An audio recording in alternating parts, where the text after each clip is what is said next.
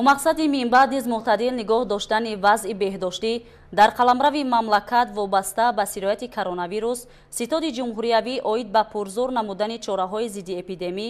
барои пешгирии интиқол ва пайдоиши сирояти нави коронавирус дар ҷумҳурии Тоҷикистон қарор мекунад.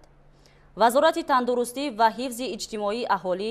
ҷиҳати таъмин намудани ҳифзи солимии гурӯҳҳои осебпазири аҳолӣ барои гузаронидани ваксинатсияи аҳолӣ бар зидди сирояти нави коронавирус чорабиниҳои омодагиро ба роҳ монад. Ба нақшагирии аҳолиро аз рӯи сину сол бо дар назардошти марҳалаҳои дуюм ва сеюми иммунизатсия анҷом диҳад. ҳарчи зудтар лоиҳаи санади меъёрии ҳуқуқии дахлдорро оид ба гузаронидани иммунизатсия бар зидди сирояти нави коронавирус дар ҷумҳурии Тоҷикистон таҳия намуда барои тасдиқ ба ҳукумати мамлакат пешниҳод намояд.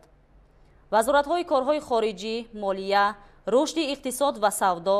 Кумитаи давлатии сармоягузорӣ ва идораи амволи давлатии ҷумҳурии Тоҷикистон бо мақсади таъмин намудани дастрасии васеъи аҳолӣ ба ваксина бар зидди сирояти нави коронавирус ҷиҳати дарёфти манбаъҳои иловагии маблағгузорӣ тадбирҳои мушаххас андешанд. Вазорати тандурустӣ ва ҳифзи иҷтимоии аҳолии ҷумҳурии Тоҷикистон якҷо бо мақомоти иҷроияи маҳаллии ҳокимияти давлатӣ ҷиҳати таъмин ва риоя намудани чорабиниҳои беҳдоштӣ ва зидди эпидемӣ чораҳои заруриро роҳандозӣ намояд.